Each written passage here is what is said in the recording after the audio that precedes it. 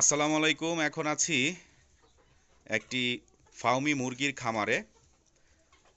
বেশ কিছুদিন পূর্বে আমার একটা ভিডিও দেখে আমার ছাত্র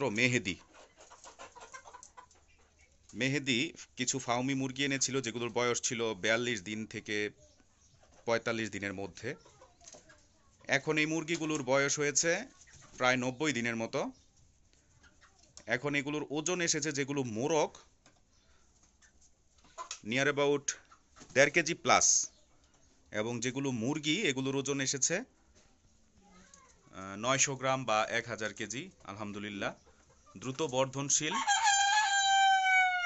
ফাউমি মুরগির এই প্রজাতি যারা ক্ষুদ্র পরিসরে পালন করতে চান তারা শুরু করতে পারেন। দীর্ঘ মেয়াদে এরা ডিম পারে, ৬ মাস বয়স থেকে দীর্ঘদিন একটানা এই মুরগি ডিম পারে। আমার একটা ভিডিও দেখে ইমাম মেহেদি শ্রীপুরের আশিকের কাছ থেকে এই মুরগি এনেছিল।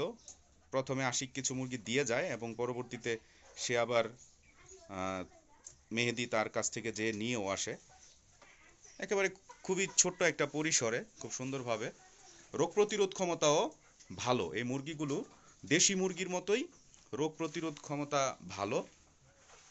ওই যে ব্রয়লার বা টাইগার অন্যান্য মুরগির চেয়ে এটা রোগ প্রতিরোধ ক্ষমতা ভালো। মাঝখানে প্রচুর শীত গেছে, কিন্তু মেহেদি জানাইছে যে মুরগি মারা যায় নাই। এটার জন্য অবশ্যই তাদের নিবিড় একটা পর্যবেক্ষণ করতে হয়েছে।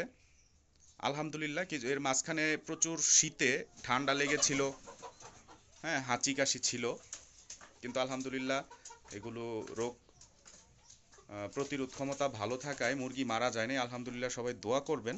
এবং যারা ক্ষুদ্র পরিসরে ফাউমি মুরগি পালন করতে চান বাড়িতে, তারা শুরু করতে পারেন। যারা ফ্ল্যাট বাসায় থাকেন তারা বারান্দার মধ্যেও এই ফাউমি মুরগি পালতে পারেন। সবাই ভালো থাকবেন, সুস্থ থাকবেন। আল্লাহ হাফেজ।